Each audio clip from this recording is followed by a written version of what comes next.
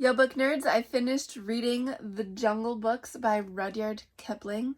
Rudyard Kipling is an Englishman that was born in India. He spent a lot of time in India, but he is not Indian. His family had moved there and had him, and then he did move back to England eventually.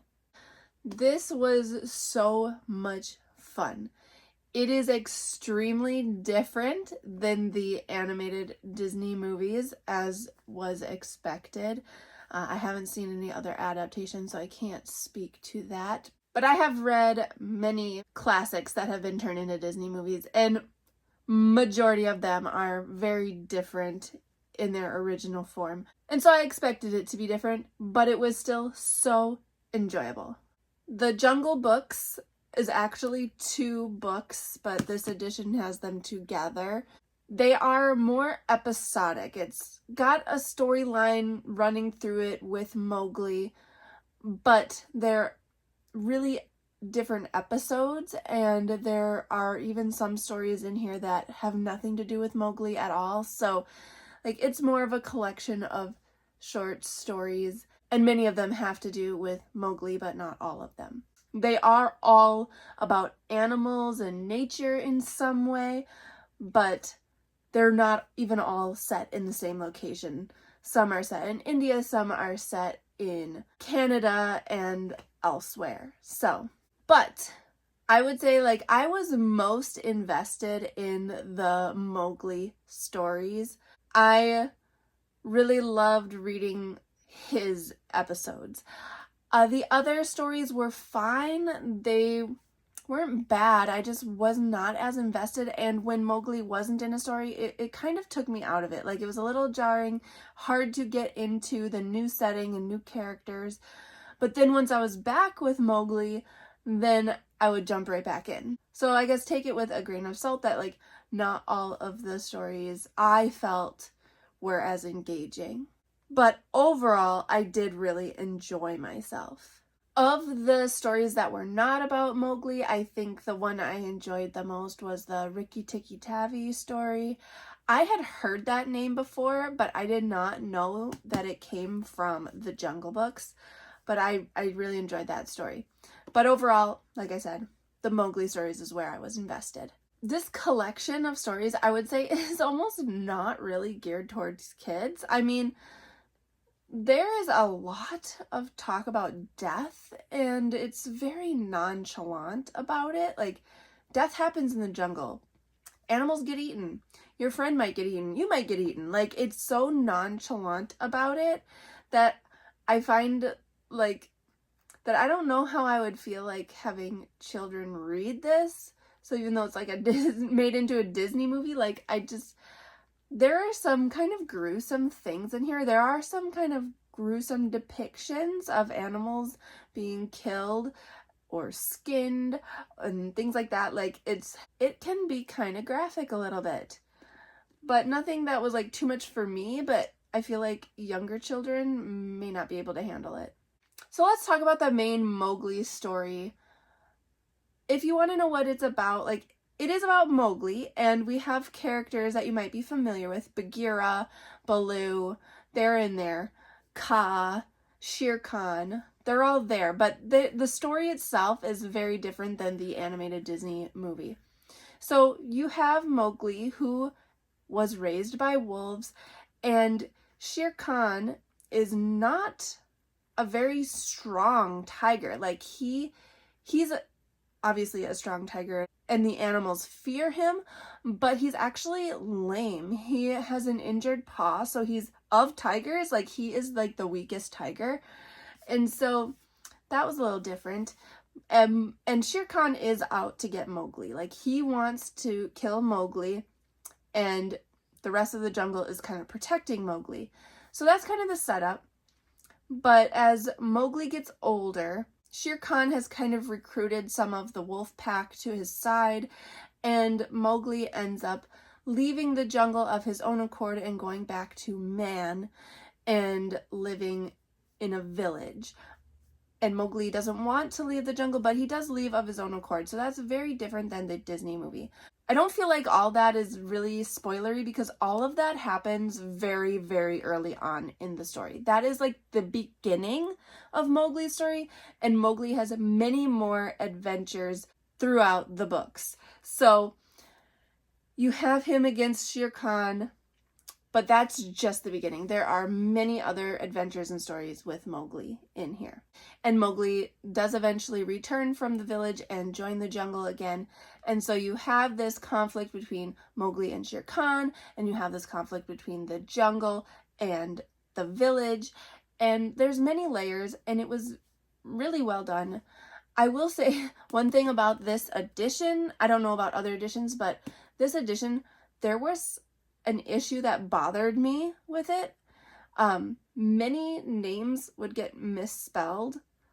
It happened so frequently that like I was picking up on it and it was driving me a little nuts. So I don't know if other editions have that same issue, but this one had some spelling issues that would drive me nuts. But it still didn't take away from the actual story. I did like the stories. Overall, I think this story has a lot to say about life and death, about change and growth, and how we interact with nature and animals, and I just really enjoyed it. There are tons of quotes in here that I really liked, tons of things I could read to you. I'm just going to pick out a few of them because I could spend a lot of time talking about the different quotes. But I will say, spoiler alert, if you don't want to know anything, some of these quotes might spoil a little bit, but not really. But just be aware. I really liked this quote that explains why animals don't hunt man. The law of the jungle, which never orders anything without reason, forbids every beast to eat man except when he is killing to show his children how to kill. And then he must hunt outside the hunting grounds of his pack or tribe. The real reason for this is that man-killing means, sooner or later, the arrival of white men on elephants with guns, and hundreds of brown men with gongs and rockets and torches. Then everybody in the jungle suffers. The reason the beasts give among themselves is that man is the weakest and most defenseless of all living things, and it is unsportsmanlike to touch him. I think that's hilarious to think that animals don't attack us, don't attack man because it's unsportsmanlike. I just find that so amusing. Later on in the story, when Mowgli goes to the man village and lives there, like the men of that village don't believe that Mowgli knows more about the jungle than them. They won't listen to him. And this man named Buldeo is like telling all these stories that he knows are true, and they're all BS. And Mowgli knows that they're not right about the jungle, and he tries to kind of like talk about what actually goes on, and they just write him off. I really liked that part just because it shows like how adults can just write off children so easily, even when they might be really knowledgeable about something. Like Mowgli lived in the jungle, and these people know that. Like, why don't they trust that he knows what he's talking about? Like, it got under my skin that they didn't believe him. This quote is at the end of a poem. It's at the end of Mowgli's song, and it's the last line. It says, "My heart is heavy with the things that I do not understand." And wow, that just like hit me right here. Like, so good. I'm just kind of trying to go in order of the stories, like in order of the quotes, so I'm not jumping back and forth. This quote just kind of illustrates the graphic kind of descriptions. This is talking about seals getting skinned. Kotick is a seal, and it says, 10 minutes later, little Kotick did not recognize his friends anymore, for their skins were ripped off from the nose to the hind flippers, whipped off and thrown down on the ground in a pile. Like, it's just, I mean, I just wasn't expecting those kinds of descriptions, and yeah, it's very blunt. This quote is in the story, The Miracle of Puran Bhagat, and it's talking about miracles.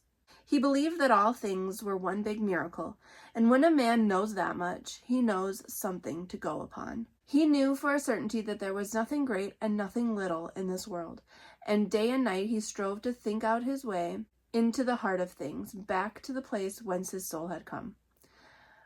I really liked that idea that everything is a miracle. There is nothing big or small in this world. Like, everything is equal, and every day is a miracle. Everything is a miracle. I just really like that. We're all part of this one big miracle. This quote made me think of Friends, which is my favorite show, and it just made me laugh, so I have to share it. If you watch Friends, you'll know what scene I'm referring to, but there is a line that goes something like, "They don't know, we know they know we know." And this quote just reminded me of that. Now the jackal had spoken just to be listened to, for he knew flattery was the best way of getting things to eat, and the mugger knew that the jackal had spoken for this end, and the jackal knew that the mugger knew, and the mugger knew that the jackal knew that the mugger knew, and so they were all very contented together. That just cracked me up. Had to share. I hope you guys are Friends fans like I am. I love Friends. In The Undertakers, this is a non-Mowgli story. There is another description that I'm not going to give you the actual like quote, but I'm just going to talk about it, the scene. There's a crocodile describing how he wants to eat a child, and up until this point the book has been so nonchalant about death. Like, I actually thought I was going to get a description of a child being eaten. Thankfully I didn't, but this is just like another example of how, like, the jungle doesn't care. The jungle just needs to eat. We don't care if you're a child, and you might be very tasty. Like, I was very, like, on the edge of my seat when it came to scenes like that. Like, they got a little intense. In the King's Ankus story, there is talk about these ruins, and there's this snake, this white cobra, that doesn't believe that the city is gone, that it's all in ruins. Like, the snake still thinks that the city's there, and Mowgli is trying to convince him that the city's gone. It's been ruins as long as he's known the place. Like, there's nobody there.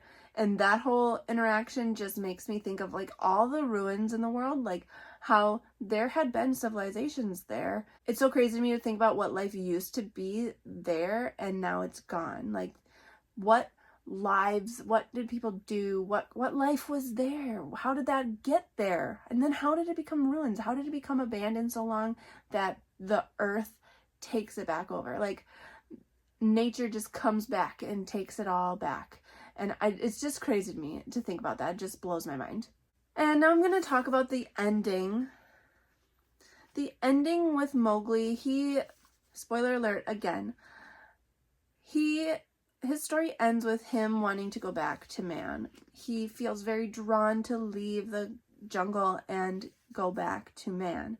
And that's very sad, but also, like, we see this growth, and the seasons are changing, and Mowgli's changing, and it's all very symbolic. And it's reminding me a lot of right now, when I'm reading this, it's the end of May. Like, I'm a teacher watching students preparing for graduation and going on to this next part of their life. Like, it's scary, it's sad, but it's exciting. And this whole thing about change, like, he's leaving things behind and starting something new and unknown. And it's all very beautiful, and I really liked the way that Mowgli's story was wrapped up. There's also a line towards the end in the Out song, the poem that ends the book, that I really liked. It says, "Send no lunge beyond thy length, lend no rotten bough thy strength." So, like, don't go beyond your reach. Don't trust things too much because they might disappoint you. Like, put that trust in yourself, trust yourself, and push yourself, but don't go too far. Don't overextend yourself. I just really liked that ending kind of quote. It wasn't the last line in the book, but it was very close to the last line, and I really liked it. But again, super fun read, very enjoyable, especially right now with it being like springtime and getting all these like jungle descriptions, nature descriptions. It really fit the vibe for me, so I really enjoyed this. Let me know your thoughts in the comments if you've read it and liked it. And if you didn't, let me know why. Or which stories were your favorite in here. Let me know. That's all I have for you guys today. Hit that like button and subscribe. Thanks for talking books with me.